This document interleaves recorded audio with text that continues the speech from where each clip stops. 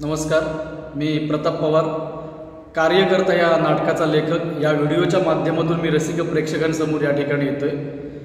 दिनांक 3 जानेवारी 2025 रोजी श्री शिवाजी मंदिर दादर या ठिकाणी कार्यकर्ता या नाटकाचा शुभारंभाचा पहिला प्रयोग मान्यवरांच्या उपस्थितीमध्ये पार पडला. आणि हा प्रयोग झाल्यानंतर काही अज्ञात व्यक्ती मला आणि आमच्या नाटकाचे निर्माते संदीपजी परब यांना भेटण्यासाठी त्यांनी आम्हाला बोलावलं. 3 व्यक्ती होत्या. त्यांना मी विचारलं तुमची संघटना कुठली, तुमचं नाव काय वगैरे वगैरे. त्यांनी आम्हाला सगळं चर्चेसाठी बसवलं आणि आम्हाला बोलले की तुमचं नाटक छान आहे, काही प्रॉब्लेम नाही आहे, कलाकृती चांगली आहे, परंतु त्या नाटकामध्ये काही वाक्य आहे ती तुम्ही वगळा. म्हटलं आम्ही असं वगळा का? नाही, ते आम्हाला मान्य नाही. म्हटलं सेन्सॉर बोर्डने मान्यता दिलेली आहे ज्या नाटकाला, ज्या नाट्यकृतीला, ज्या वाक्यांना, ते आम्ही कशाला वगळू? हा, सेन्सॉर बोर्डमध्ये जर त्यांनी काटछाट केली असे आम्ही मान्य केलं असतं. तर म्हटलं आम्ही वाक्य ती वगळणार नाहीत.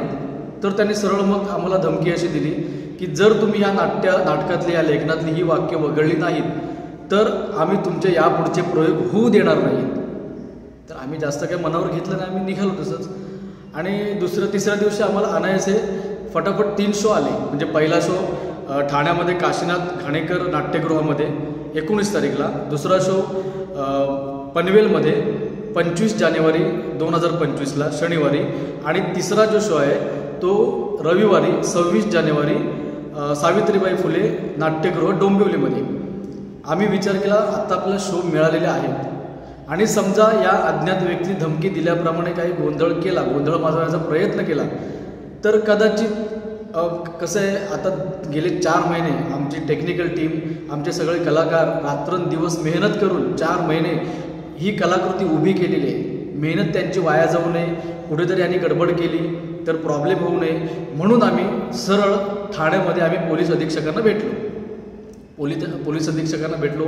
त्यांना बोललो आम्ही की सर या अशा प्रकारे आम्हाला धमकी दिली गेली, त्याने आपली नावं ओपन नाही केली, त्यांनी संघटना कुठली सांगितली नाही, अज्ञात व्यक्ती आहेत, तर आमचा हा जो काय गुन्हा दाखल करू नका, परंतु आम्हाला तुमचं पोलीस संरक्षण द्या, कारण आमचे शो आता आमच्या तोंडावरती आलेले आहेत. मग पोलीस अधीक्षकांना मी ती सर्व स्क्रिप्ट दाखवली, ज्या वाक्यांमध्ये त्यांचा आक्षेप होती वाक्य दाखवली, तर त्यांना सुद्धा ती वाक्य मान्य झाली. पण ते काय बोलले, आम्ही आमची पोलीस यंत्रणा, मी स्वतः त्या ठिकाणी कार्यक्रम बघायला येऊ 19 तारीखचा ठाण्यातला आणि तुम्हाला पोलीस संरक्षण देऊ. त्याच्यामुळे 19 जानेवारी 2025 काशीनाथ घाणेकर सभागृहामध्ये जे आमचा नाटकाचा दुसरा प्रयोग होणार आहे तो पोलीस संरक्षणामध्ये होणार आहे. त्या ठिकाणी येऊन ते बघणार आहेत. जर आमच्या नाटकातली अशी वाक्य जी आहेत आक्षेप घेण्यासारखी, त्यांनी म्हटल्याप्रमाणे ती खरोखर समाजविघातक आहेत का, अश्लील आहेत का, त्याप्रमाणे कायदा सुव्यवस्था कुठे बिघडेल अशा प्रकारचे आहेत का, हे ते चाचपणी करणार आहे पोलीस अधीक्षक. आणि त्यानंतर ते आम्हाला सांगणार की बाबा ही वगळा की नाही.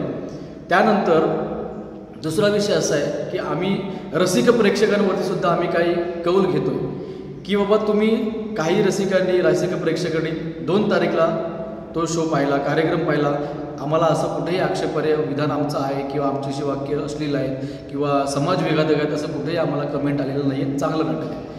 तर आत्ता इथे जो प्रेक्षक वर्ग आमचा येतोय तर आम्ही काही कल प्रेक्षक वर्गांवरती पण सोडणार आहोत, कारण त्यामध्ये आम्ही राजकीय प्रबोधन केलेलं आहे, सामाजिक प्रबोधन केलेलं आहे, कौटुंबिक आहे, राजकीय थरार आहे, सस्पेन्स, रहस्यमय अशी ती कथा आहे.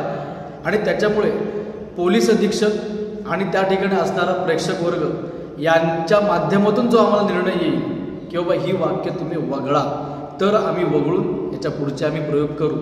अन्यथा आम्ही जी काय आमच्या प्रयोगामध्ये आहे, आमचे लेखन आहे, ते लेखन आम्ही पुढे चालू ठेवू, तो प्रयोग चालू ठेवू. रसिक प्रेक्षक आणि जनतेला सांगण्याचं आम्हाला एकच सांगायचं आहे की असे काही समाजकंटक अशा प्रकारे आम्हाला अडथळा आणण्याचा प्रयत्न करत आहेत. मग समाज प्रबोधन ज्या लेखनातून होते ती लेखणी थांबवायची का?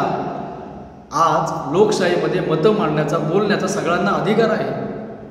ठीक आहे, तो अधिकार आम्ही तेवढा म्हणजे असं आमचे शब्द, आमची वाक्य, आमची भाषा वापरून सांभाळून ते प्रबोधन चालू केलेलं आहे. मग आम्ही थांबवायची का लेखणी? अशा लेखकांनी लेखन लिहायचंच नाही आहे. आणि असे जे काय समजा अशा प्रकारच्या लेखनाला असे जे काय लोक जर विरोध करत असतील तर आम्ही लेखन कोणत्या प्रकारे करायचं, कोणत्या बेसवरती करायचं आणि कशासाठी करायचं, कोणासाठी करायचं, हा सगळ्यात मोठा महत्त्वाचा प्रश्न आहे. तर यासाठी या सगळ्या प्रश्नांची उत्तरं देण्यासाठी आम्ही कार्यकर्ता या नाटकाच्या माध्यमातून प्रेक्षकांसाठी संपूर्ण महाराष्ट्रामध्ये आम्ही पुढचे कार्यक्रम पुढचे प्रयोग लावणार आहोत, ज्याच्या माध्यमातून राजकीय प्रबोधन व्हावं, विरंगुळा व्हावा आणि जी काय आमची ही कथा आहे एका कार्यकर्त्याची कथा आहे, कार्यकर्त्याची व्यथा आहे. राजकीय नेत्यांच्या नादाला लागून जो काय कार्यकर्ता कसं उद्ध्वस्त होतो, कुटुंब उद्ध्वस्त होतो, अशी ही कथा आहे आणि ही रसिक प्रेक्षकांसाठी आम्ही आणलेली आहे. जर त्या दिवशी 19 तारीखला आम्हाला चांगला प्रतिसाद मिळाला तर आम्ही संपूर्ण महाराष्ट्रभर ह्याच वाक्याने ह्याच कथेने आम्ही पूर्ण महाराष्ट्रभर प्रयोग करणार आहोत.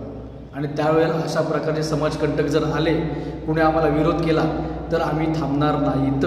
कारण त्या दिवशी आमचा कौल हा रसिक प्रेक्षकांचा असणार आहे, हा पोलिसांनी दिलेल्या मताचा कौल असणार आहे. त्याच्यामुळे आम्ही आता निघालो आहोत 19 जानेवारी 2025 रोजी ठाण्यामध्ये डॉक्टर काशीनाथ नाट्यगृहामध्ये प्रयोग करण्यासाठी. धन्यवाद.